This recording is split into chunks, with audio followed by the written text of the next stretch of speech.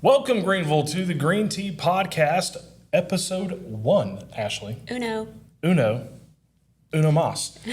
Super excited about this. Again, we're going to be learning a whole lot of stuff as we go through this. Yeah. So nothing is more terrifying than Episode 1 of something new.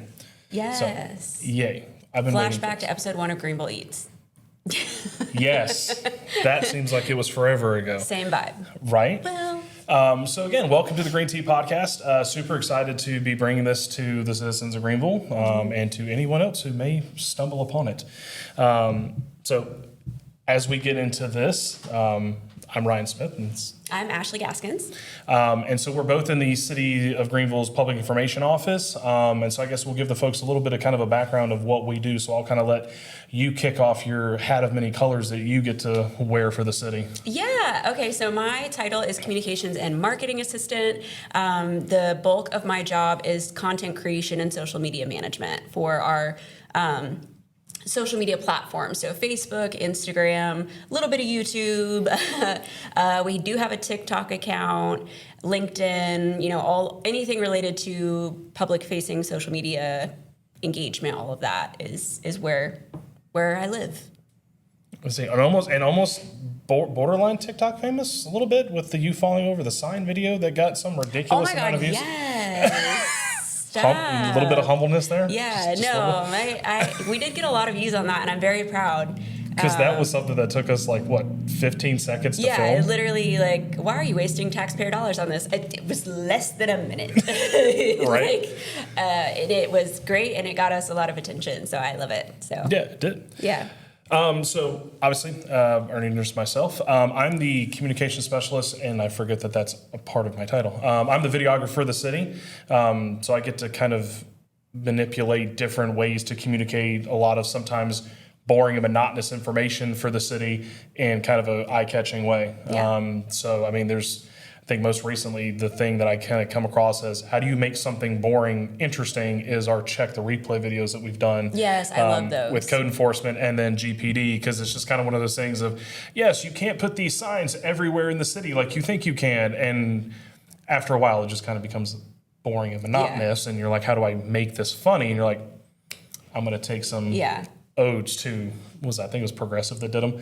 But either way, it's like, I'm going to steal something because it was kind of funny, and it turned out to be great. And I think the thing that makes it fun for me is a lot of people in the city, their first career choice is probably not television. Mm-hmm. And so for a lot of them to have to break the barrier of being comfortable being on camera and sometimes being in something scripted is a lot of fun, and yourself included. It was not like you chose a career in broadcast television, and yet here I go pushing you into front of a camera for multiple different projects. So You'd be welcome. surprised. We can do a whole video. We can do a whole podcast on me next time because I have a backstory. That seems scary and terrifying. So we'll think about that as we move forward.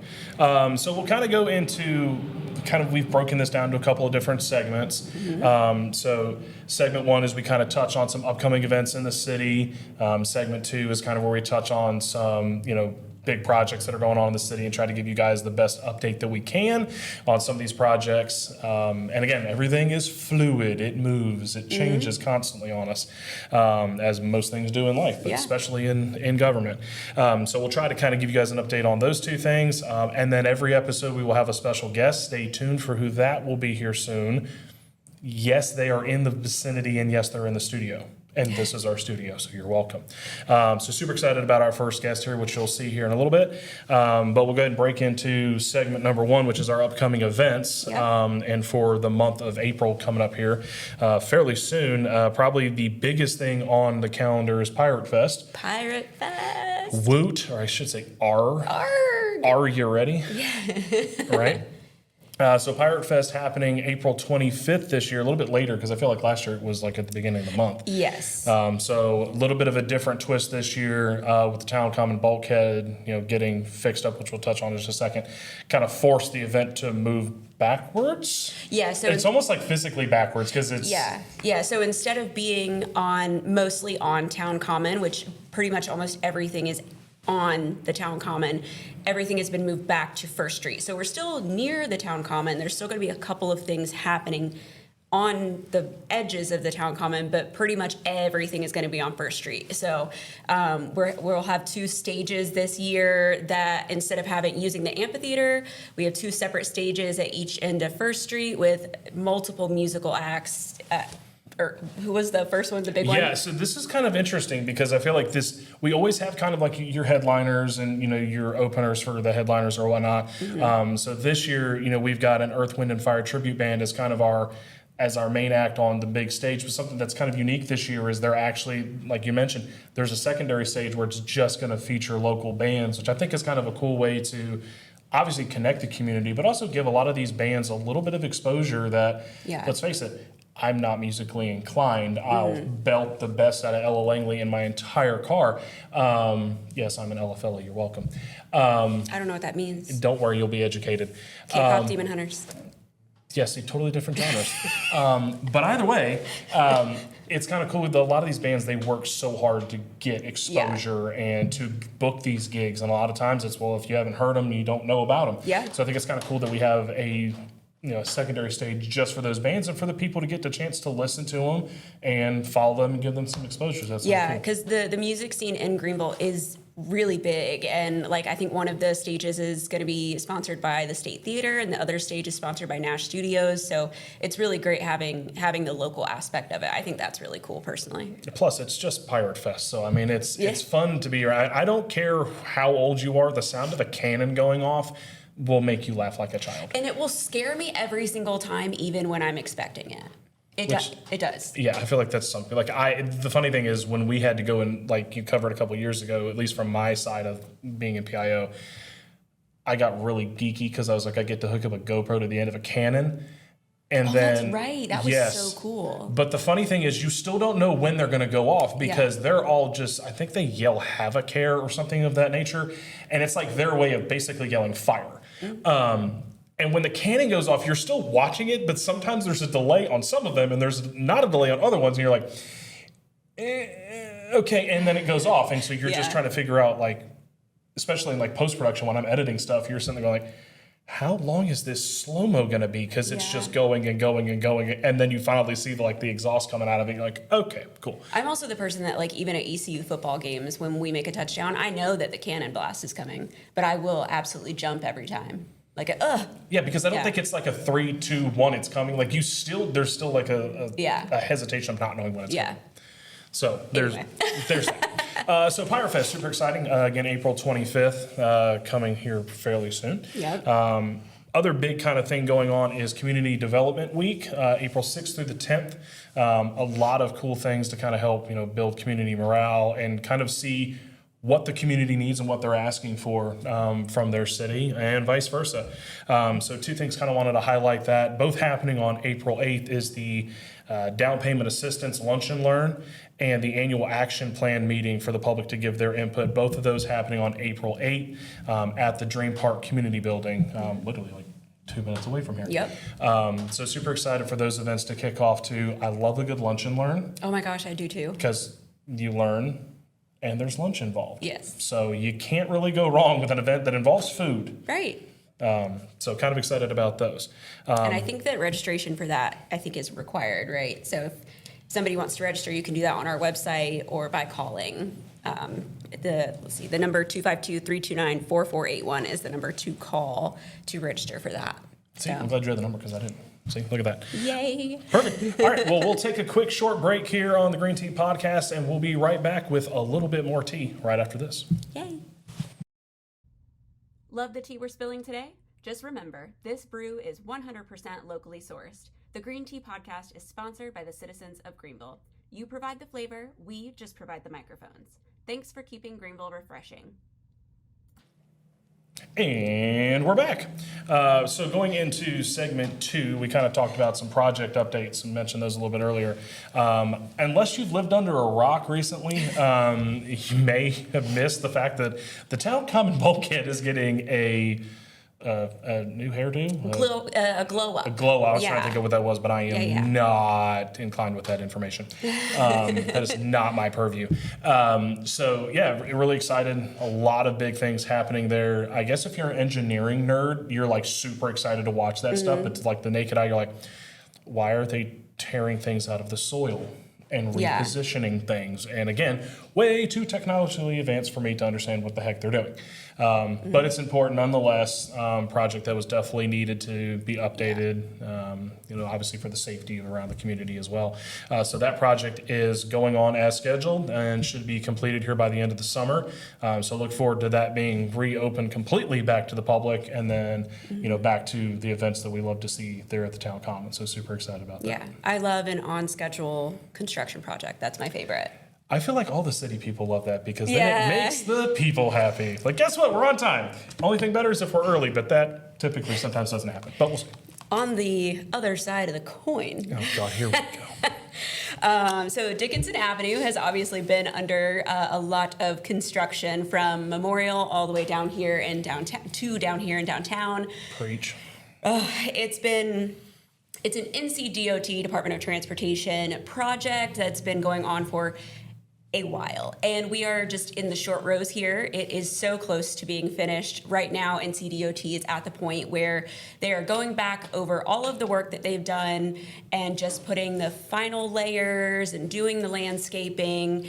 So if you're like me and you use Dickinson to get to work every day, then you can still expect an occasional lane closure, possibly a road. I don't even think they're going to fully close a road. I think they're just going to do it lane by lane right now. So expect a couple of delays here and there, but we are literally so close to the end of this project, and I'm super hyped to be able to drive down Dickinson and not see construction signs. I'm channeling like my inner Mater from Cars, where it's like, look at the new road light McQueen made. Like that is like when you see fresh asphalt on the ground, that's where my brain goes as a child. I'm like, oh, it's got to be smooth. Yeah. And my tires thank me too. Oh my gosh, yeah. Tires are expensive. So that's like I said, that is an NCDOT project, so we don't have a huge update on that. We only get the updates as DOT provides them.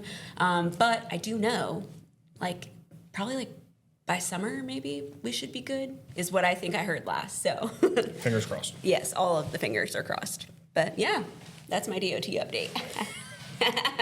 Right on point. Add me to payroll. I'll help you with the videos. I can also be added to the payroll. So great. All right. So those are our project updates for this episode. Again, we'll take another quick break here on the Green Tea Podcast, and we'll be right back with our first guest of the series. Super excited about this. Yay. You guys, it's going to be a treat. So hang on. We'll be right back.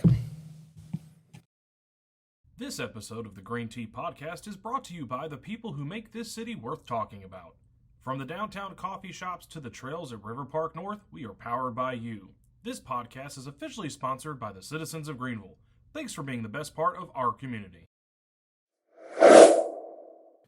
All right, well, we're back with segment 3, our first guest of the podcast. I wanted to pause there for just a moment. The man with 25 years of local and state government experience, so yes, he's a seasoned pro. Started in 2000, has been the deputy city manager for the city of Greenville since 2023. The elusive Mr. Ken Graves. Welcome. Yay. Thank you for coming on, So Ken. I'm your first guest, right? Yes. Okay, I guess I'm honored. The one and or only. did I get? You or did are. y'all trick me into something? Well, I mean, Tricked. yes, only slightly. Oh, okay. But you're a good sport. All right. Yeah. You are. At least your service didn't start in the 90s, so that we could use that one I know sound exactly effect where that's you're like going 19. Your ears are 19. The Jurassic Park thing that comes in here. Yeah. Yeah. But anyway, so it's 2000, right at that cutoff. Okay. Yeah, right at the very beginning, 2000. It's also an even number, so it helps remember. It does help, yeah. Okay. That's good. Yeah. So, Ken, we'll kind of bridge into this a little bit. It's again, this is fun for us just as much as we hope it's fun for you. It's gonna be fun. 100%. There's zero doubt in that. So, kind of give us a little bit of a background of, obviously, when they say, find something you love and you never work a day in your life. Obviously, when you're involved in something for, I'm going to say over 10 years, you're committed at that point to what you're doing in your life. How did you choose to be in government? Because I feel like I feel like in career days, that's something that's not really been like, hey, come be a part of your local or state government. Right. It's not something that has a wow factor to it. So kind of, well, how did you get put into it that way? It's not sexy, no. No, it's not sexy. Although we may be, but it's totally different. No, it's like many things. In government, it's by accident. To your point, I wasn't sitting around in a dormitory saying I'm going to be a government employee. So all of it truly happened by accident. I started out as a geography major, and so I thought I was going to make maps. And then I realized that you couldn't make a whole lot of money doing that at that time. Everything was done by hand and whatnot. And so I think I went to my mom and I said, I'm going to go to graduate school. And she said, well, you're going to go to graduate school, so what are you going to do in graduate school? I said, well, maybe I'll become a teacher. So that was my plan. I thought I was going to be a professor or something like that, or an instructor. So I went to graduate school, got a degree in geography and planning, and when I got into the planning side of it, I was like, oh, that's pretty cool. And then I was like, well, there's jobs. There's like, you can be a planner. I didn't really know what a planner was. I mean, I still don't. Planner, you're like, are you planning an event? Yeah, that's what kind of goes does it. Yeah. So you're planning a city, stuff like that. And I was like, oh, that sounds cool. And I started getting into it when I was in graduate school, and then got out of graduate school, came home, didn't find a job right away, and I was at the same time I was also working on my thesis because you had to do a thesis. And I met a young lady, fell in love, and then she told me, you need to finish your thesis and get a job. So that's how I got into it. I was like, I gotta get a job. So my first job was in state government. Started at NCDOT, and I was in bridge maintenance. And that's exactly what it sounds like. Bridge maintenance is a whole division that all they're in charge of is DOT bridges. And so I was in there for a while, and I looked around, and there was nothing but files and files and files of bridges. And I was like, I gotta do something more. So I was there for I was in bridge maintenance for a year or two, and then I saw a posting for doing mapping for highway designs over in the photogrammetry division. And so I was like, man, that sounds more aligned with what I was doing in school, so let me try that. So I got the job, went over there, started doing that, and we started, how they design roads, which roads are designed several years in advance. Did that for a little while, wasn't making a lot of money.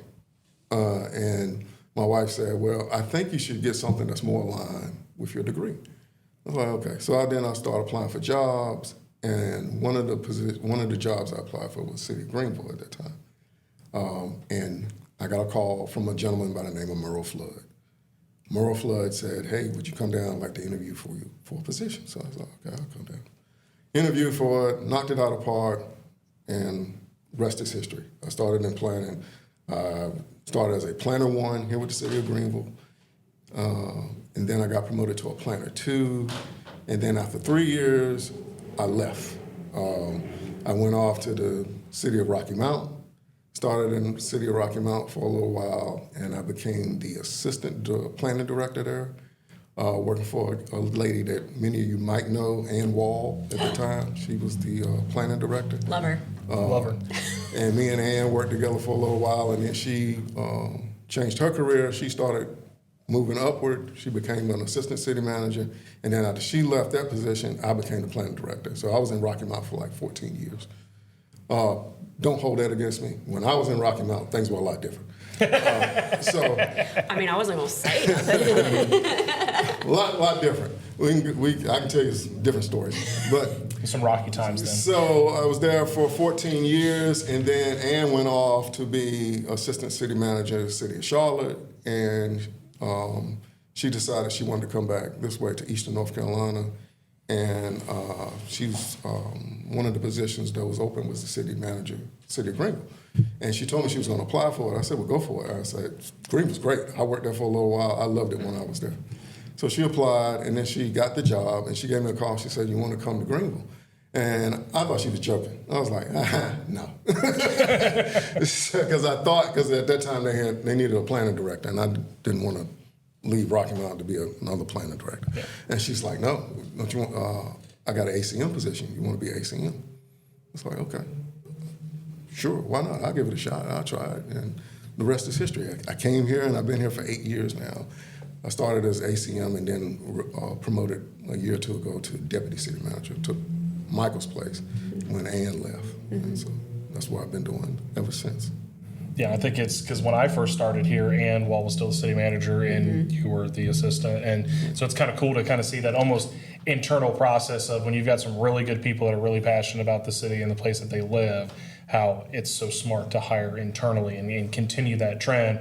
And you're going to have fresh ideas that come up from that because there are people that now can do more things in positions that, they didn't have before. So I'm going to segue this into what the heck does the deputy city manager actually do? Well, that's a good question. Because I think if you look at like the city structure, you kind of look at, you got city manager and then deputy and then assistant. So it's kind of like you see those three at the top of the head along with the city council, and you're kind of like, so what is like all the decisions being made up at the top? So what the heck does a DCM do? So, again, a very good question.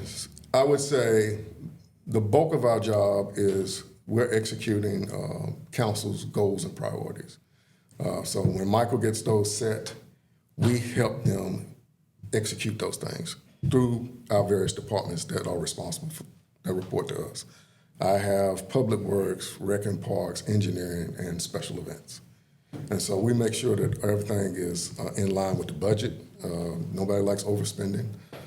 Make sure things finish on time. And for the most part, our day-to-day is involved, we're sitting in a lot of meetings.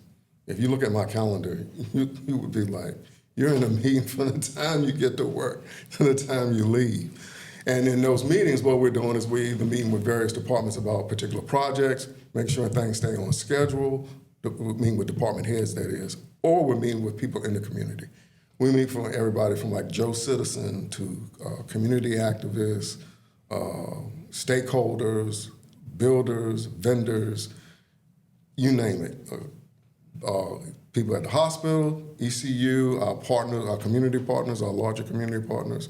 We're constantly making sure that those relationships and projects are staying on schedule and everything's running smoothly as best we can. We make Michael look good.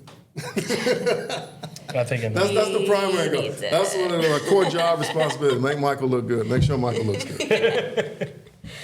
So obviously I feel like that there's a lot of variety of that. Like there's almost, sometimes people are like, I'm sitting in the same meetings all the time, but it seems like when you get to your position, there's almost so much variety because you're seeing so many different departments and so many different partners that you're mixing with that it's almost, I say it's never a dull moment, but it's almost like it is. It's never a dull moment. It's almost like you've got so many different things happening at once. And then you throw in personnel, which is...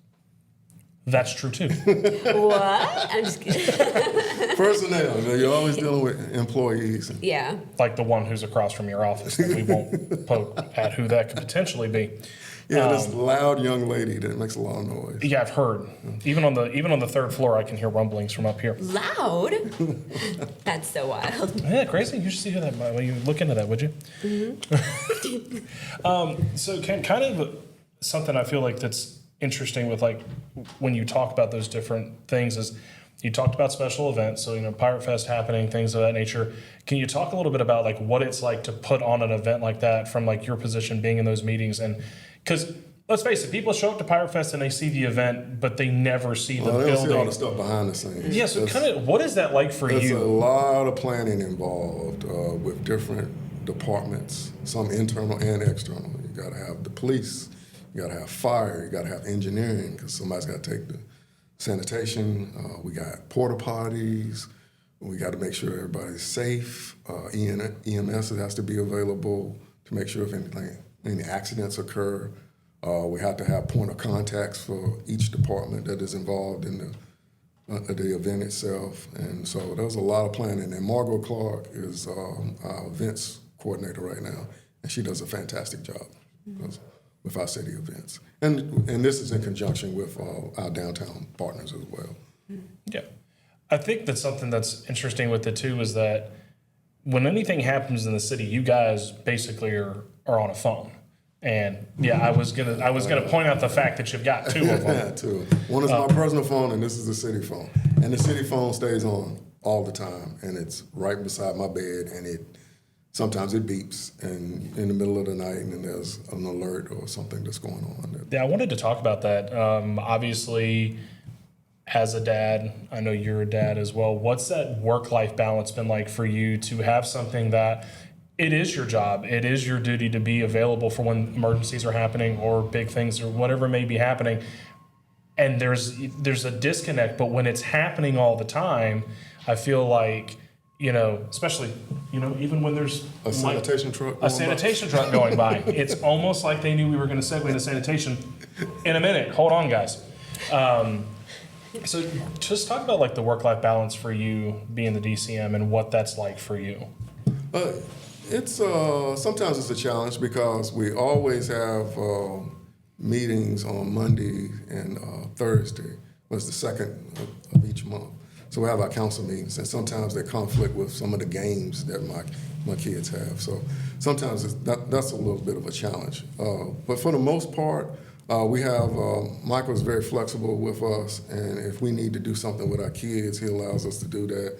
And so we have flexible schedules. But for the most part, we're on the clock all the time. This phone, I can't leave the phone in the glove compartment or in a safe on the locked weekend. away. Yeah, I can't leave because it's always going off. There's always a message, and I just got a call from Lisa, our engineering director. Shout out engineering. There's always something going on, and my kids understand that. They understand what I do and my responsibilities, and sometimes I have to go leave. Like hurricane season, knock on wood, we haven't had a real bad one in a while. Those are the worst when you have to be in the EOC, the Emergency Operations Center. That's what that is. And it's not fun.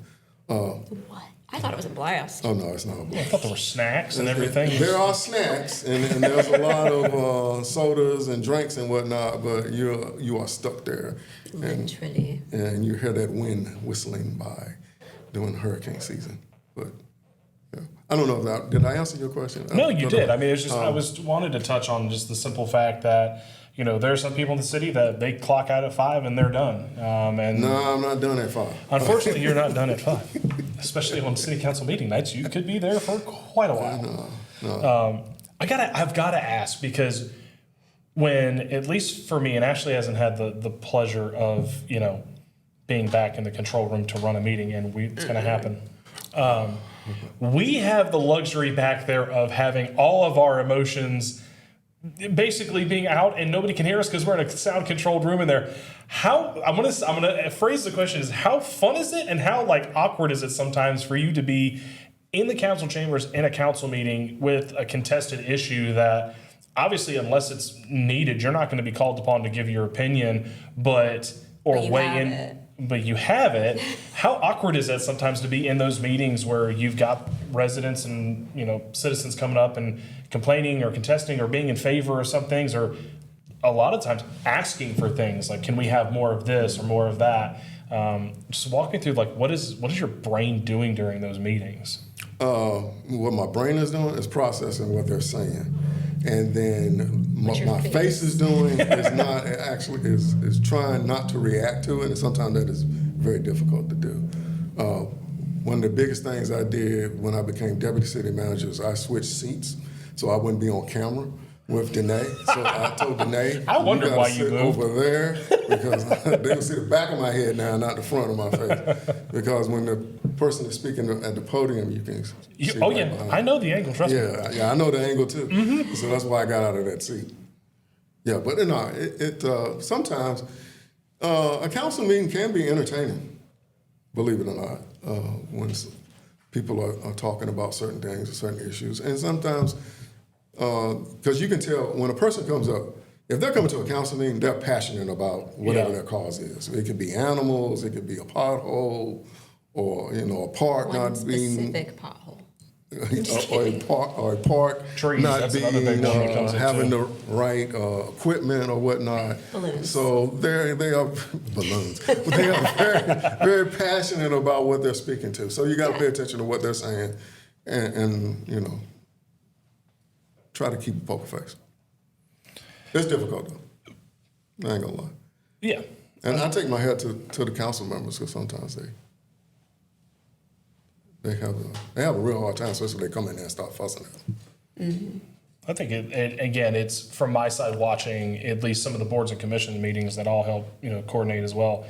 You see a lot of very passionate, neighborhoods too that are very aware and are very concerned about the excitement of growth, but also the scariness that comes with the growth and the way that the city is growing. And, a lot of it is, to me, the longer I've been here, the more that it's interesting of there's a lot of education that happens during these meetings to the public that you kind of start to go, we need to find a way to get that out to them before they get here so that it almost prevents them from being frustrated or, excited about something that either may not be happening for years to come and it dulls their excitement, or you're too late in the process at this point for it to get changed, and then your frustration grows. It's like, somebody with some of these, it could be anything within the city that grows. So I feel like the longer I've been here, the more it's been interesting to kind of see the education that can happen in these meetings too, Yeah.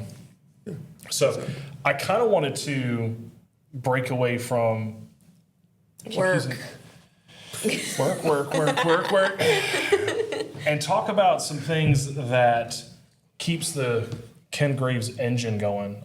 So besides the fact that, March Madness tends to create a lot of rivalry in the office. You guys are so serious. Yeah. We got Trust me about it. I had Florida that was supposed to be the national champion, and then they decided to just and then my entire bracket got busted. We have our annual bracket challenge. I think I tried it the first year that I was here. I think you did it, and you had. I was out after the first round. Yeah, you failed miserably. $10 I'll never get back. We appreciated your $10 donation. You're appreciating mine this year. But I think for anybody that is in our building, at least in City Hall, or I feel like really anywhere in the city, knows you're a sports guy. Oh, yeah. Obviously, you're the one that's coordinating our March Madness bracket challenge. If I'm coordinating the office pool or the fantasy football or anything like that, it's me. Which I just want to point out, I won 2 years ago. Still have that football in the office. I won the bracket challenge last year, so. I don't feel like you should be allowed to win it, though. Like at one point, Michael was winning it at one point, and I'm like, why is the city manager in this? I'm not allowed to We're win. supposed to be taking your money, not the other way around. No. It almost feels like I should be organizing it because there's no way I'll ever win. Well, that's why we used a platform this year as opposed to me. Used to do it by hand. Yeah, you did. And I you had the keep up with that. I had a spreadsheet, and I had to send out emails after every But it was round. color coordinated. It was really well done, though. Like, man, Ken's in MailChimp, hey guys. whoa. I never check my email on the weekend because most of the time I don't have to work on it. But I had that thing open going, when's the Ken Graves email comes out? I need to know where I'm at. My wife would be like, where'd you go? I said, I just jumped from 3 to 2. Let's go. That's a lot of work involved. So we went to the app this year. So. I feel like it's been a little bit smoother. Oh yeah, it has. Smart. Yeah, Technology. technology. Yeah, handwriting those brackets in, that was, whew. I have doctor's handwriting. That was. We did try one. This is not sports related, but we did try one year. Talking about sports. Hold on. I'm trying to relate to you guys. There was one year when The Bachelor was still really popular in the office. We was drawing names, didn't we? No, we did a bracket. I organized a bracket for, it was either The Bachelor or Bachelorette. It might have been before you were here. I'm pretty sure it was because I would not have participated anyways. But I also follow all the people that give spoilers for who ultimately wins those. And so I was like, I'm going to make my bracket. So that's this how is I what really. happens with illegal sports betting. At least mine wasn't sports. Trying to set a good example, actually. It's all good. Yeah. But I think it's something that obviously it's fun at least to show that people can be passionate about more than one thing, obviously, and so it's interesting the sports dynamic that happens in this office with different teams and different sports seasons. Yeah. And whether or not somebody is happy or not happy that ECU football has won. Or whenever the football schedule comes out, and then there's this debate of how many wins they're going to happen based off of who you talk to in the office and whether or not they were alumnus. Yeah. Well, because I'm an ECU alum, and I come in on Mondays after a football game, and I'm like, there's a lot going on in here. You guys are really serious. And I love ECU football. I love going to the game, but I'm there for the vibe. But right. I don't know any. And my husband will just be like, Matt will just be like, okay, this just happened. This just happened. So we're doing well. Or, man, they really messed that one up. And I'm like, what are you judging for? You're in the stands. So, Football and baseball. Right? yeah. big. Oh yeah, Brock's real big into baseball. Yeah. Just a little. Just a little. Just a little bit. I think that really helped break the ice on my job interview here too. Oh, yeah. Because once it's like, so you get the question of, so you don't live in Greenville. Are you familiar with the city at all? And then I break into the, yes, my family is from here, but I'm not from here anymore. And like, yeah, my dad went to ECU and he played baseball here. And so it like immediately broke the tension. And Brock's like, oh, did he? It's like, what position? He was a catcher and for ECU back in this time frame. I'm not going to spoil my dad's age, but it's funny how like that can help like bond people in a situation where, I'm sorry, interviews are stressful as it is. Especially like my first one was done on the Zoom call, and I had never done a Zoom interview ever. I'm so old school that mine were always done on a phone. Was that during Teams? I mean, during COVID? No, it was right afterwards. Oh, okay. Because we did a lot. I remember when. Which COVID, that one made sense. COVID made sense, but no, it was after a couple of years after COVID. We did a lot of interviews on Teams and Zoom. We even ran the council meetings. I saw that. That was. I got lucky. I did my interview in 2020 right before everything shut down. I shouldn't say before everything shut down. So I was like my in-person interview, just like. If you really want some entertainment, go back and look at those council meetings that were on Zoom. Oh. You're not muted. Please unmute yourself. Unmute. I really appreciated the Pledge of Allegiance to the flag on the screen. That was always and there's still some places that when they do virtual meetings, they still will pull up that flag on a screen and everybody's just like staring at the screen. The Pledge of Allegiance and seeing people at their in their houses in different rooms and doing other things while the council meeting is going on. Wild times. Gotta love it.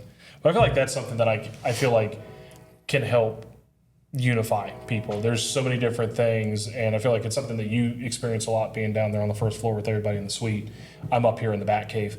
So it kind of creates that there's sometimes a disconnect with us where like we don't get to see like the intense Monday morning reactions post football. And that's even not including college football. You get pro down here, and there was some heated debates. Like there was somebody who will remain nameless in case she ever listens to this episode, who unfortunately is a passionate fan of my absolute arch rival in professional football.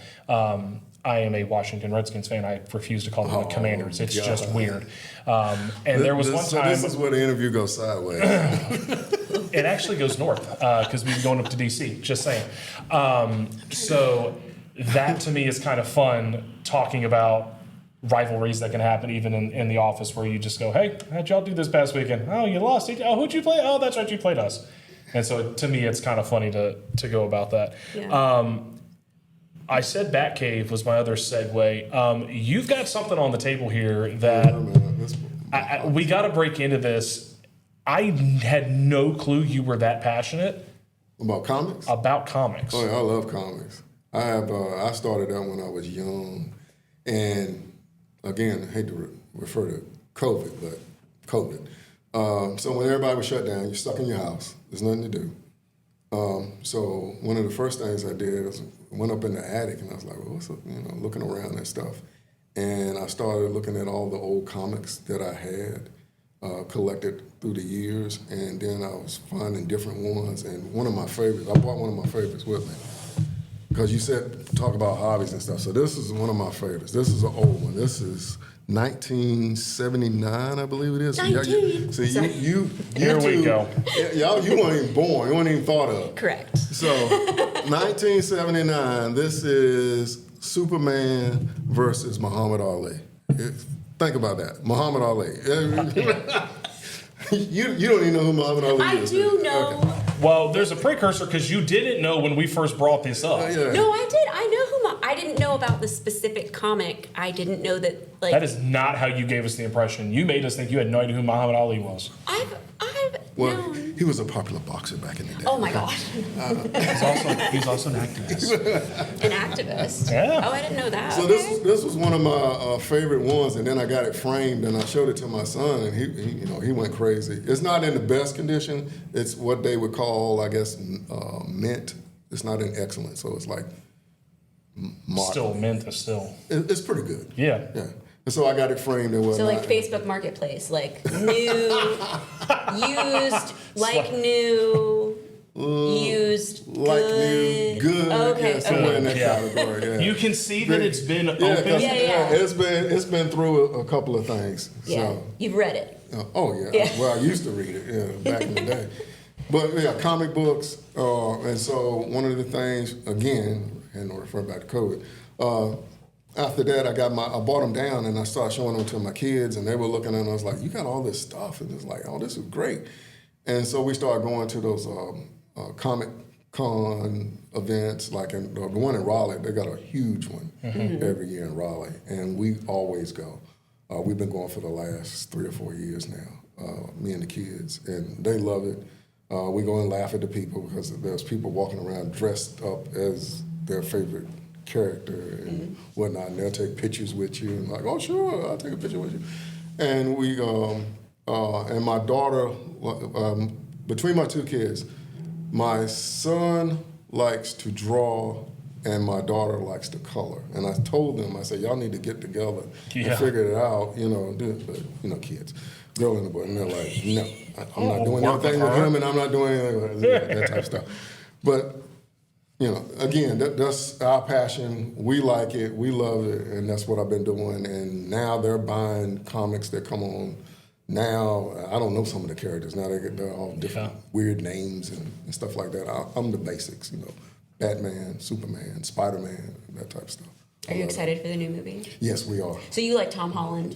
Yeah. Well, not personally, but yeah. I mean like as Spider-Man. Yeah, as Spider-Man, yeah. Yeah. It's cool. Well, because there's been a few different Spider-Mans. Oh, yeah, that has been. It's And like I a like heated when they- debate of like who's the best Batman. Yeah. And like Oh, I don't know. I love Tom Holland though. Yeah. I love Batman, too. Batman's cool. Yeah, which Batman is your favorite then? I like the last one. The last one was pretty good. Robert Pattinson? Yeah, he was pretty good. It was dark, but it was pretty good. Yeah. The Dark Knight to me it was such a good movie. Who is that? Is that Christian Bale? Yeah, That's Christian Bale. back in that and I can the, talk about movies. the Heath Ledger, the Joker. Oh yeah. God. Iconic. The Joker.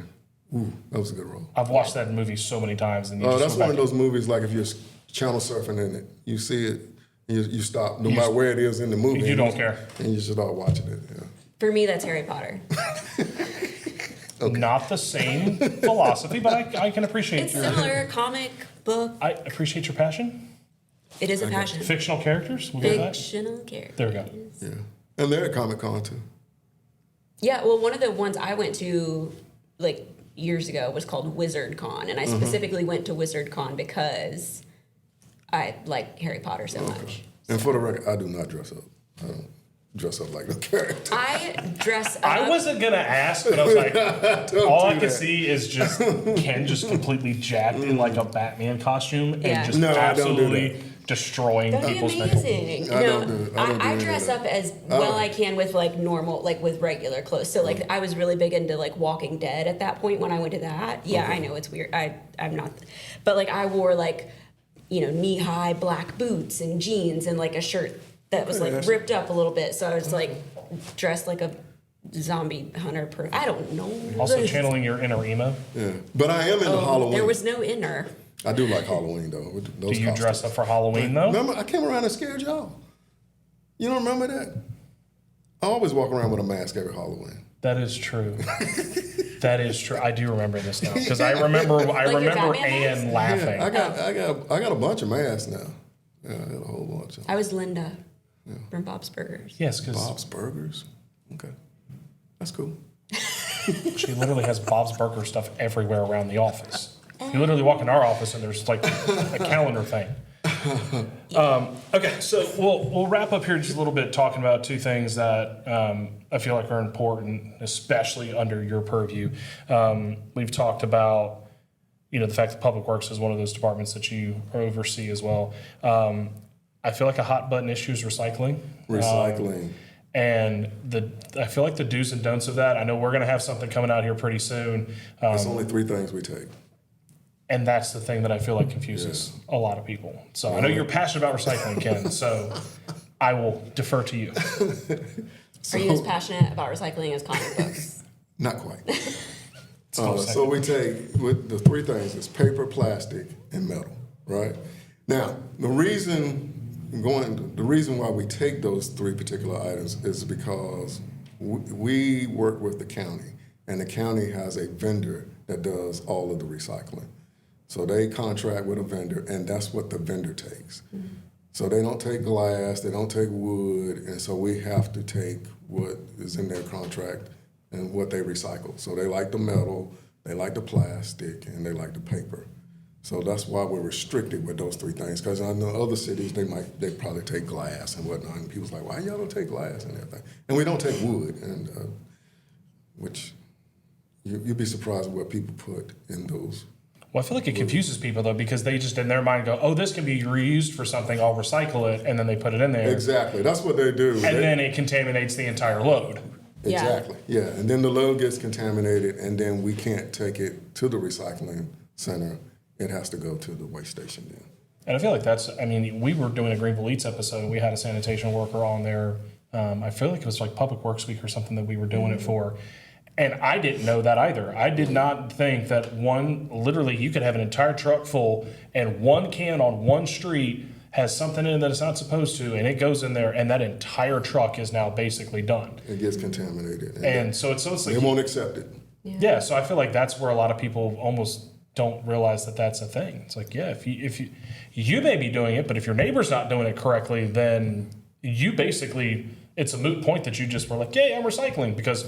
Well, your neighbor's not doing it right, so now neither one of you are recycling. Yeah, don't put foreign objects, grass, things you've cut, trimmings from your bushes, or anything like that. We literally have yard waste pickup, construction debris pickup, bulk item pickup. Like, there's so many things. And we do it weekly. We're one of the few people that do recycling. Yes, I have a friend that lives in the Outer Banks that it's like, oh, I'm setting all my stuff aside for the annual bulk item pickup. And I'm like, we don't know how good we have it in Greenville, because that would drive me insane. I live out in the county, so I don't even have that luxury at all. Mine's take it to the local. Technically, I live. You just burn it.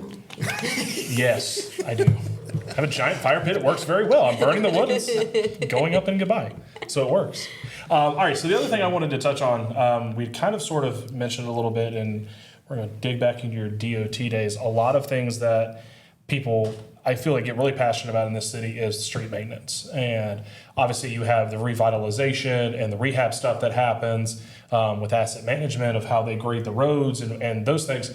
But I feel like there's that conception of, and Ashley mentioned at the beginning, oh, well, why aren't we fixing Dickinson Avenue? That's because it's not a city road. It's not a road. So kind of, I know it's probably number 3 on your line of passionate items as far as street maintenance goes. But just kind of talk about what those things are like when you guys are having to try. Again, I feel like it's a lot of education where, residents are upset about it because they don't understand that not every road in the city is a city road. That one's a little hard because most Joe citizen does not know. There are basically 3 types of roads.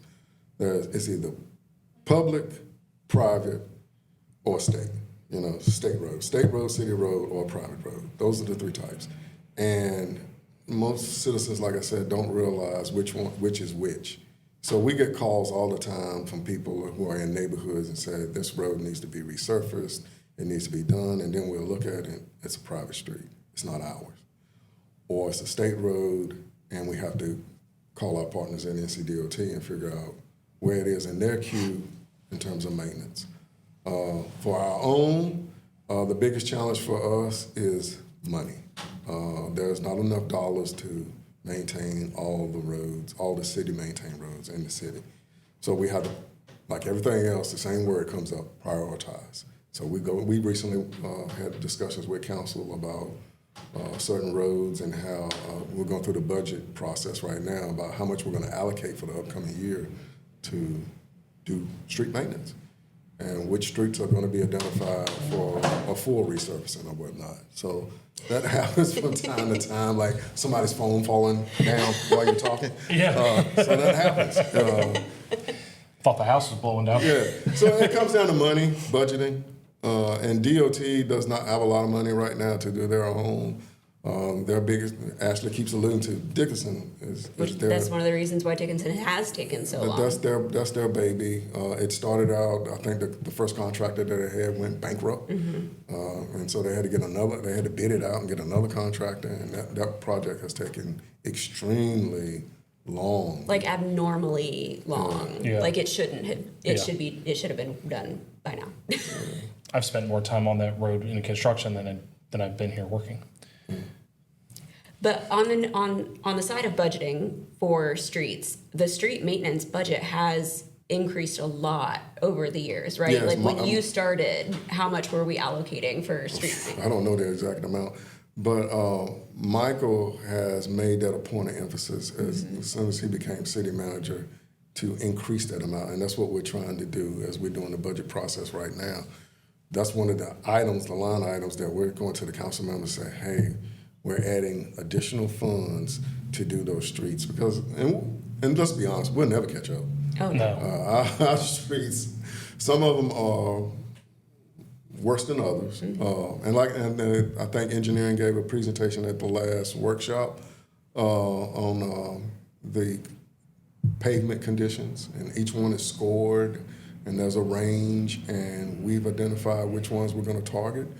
And they're scored based on a lot of things. And I think this is something that also probably confuses people. People are like, why is my neighborhood never being updated and repaved? But it's because the traffic number is also taken into consideration. traffic right? is taken into consideration, and the road, I don't know what the correct term, I think it's lineage of the road. Like there could be a segment of a road, just one particular segment could be bad, but the rest of the road will be good, and that hurts the overall score of that road because then it's got a favorable score, and it's further down on the list, but it's got a real bad segment in there, and people are like, well, how come you haven't done this road? Yeah. Sorry, I hit the table. He told me not to hit the table, so I'm sorry. It's okay. I'm the one that has to listen to it. Thank you. Sorry, I just did it too.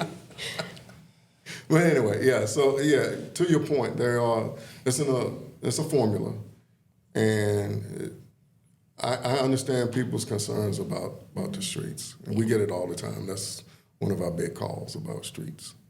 I feel like it's just almost like you're not alone. We're aware, and it's just trying to get. And potholes always rear their ugly heads in the winter, from December to late February, and that's when the asphalt plants are closed, and all we can do is put that little gravel and sand and rock. Yeah. Patch it, put a Band-Aid on it. Yeah, temporarily until the asphalt plants open back up. I think sometimes people forget, and I think this is one of the reasons why we wanted to start this podcast was while citizens are complaining, addressing their concerns, vocalizing their concerns, most of the people that work for the city government are also citizens, and so we get it. Like we have. Oh, we drive the same roads. Yeah, we drive the same roads. We drive the same roads. we have to take the same detours. Our police, our fire, our transit. It tears up our vehicles as well as that. Yeah, so it makes this a little bit more relatable, I think, or I would hope that people can see that. I agree. We're frustrated as well. Yeah. We want to fix it too, but you got to have that. Oh my gosh, yeah. Right. Well, Ken, I feel like that's about all I can bundle into the Ken Graves. I feel like I can talk. I mean, we could go for like 3 more hours, but I feel like that might cause our viewer numbers to drop just a little bit. Maybe, yeah. Well, I'm honored to be the first one. Yes. Well, thanks for coming on so much. We're honored to have you on here. Super excited. Thanks for letting us bully you into it. It's the Ken Graves motto. At least you're telling the truth. Right? You're going to do it, right? Wait, you are coming up here, right? Yeah. Okay. All right. We can start now. So, Ken, thank you so much for coming on. We really appreciate you being guest number 1. You get that distinct honor. That will always remain in history. Oh, yeah. Put it in the clerk's office records. Number You are the number 1 in more than one ways, Ken. So I guess that'll do us here for episode 1. Ashley, I had fun with this. This is great. I had so much fun. I need you to sell that just a little bit more. No, I am being actually genuine. That felt so uncomfortably forced.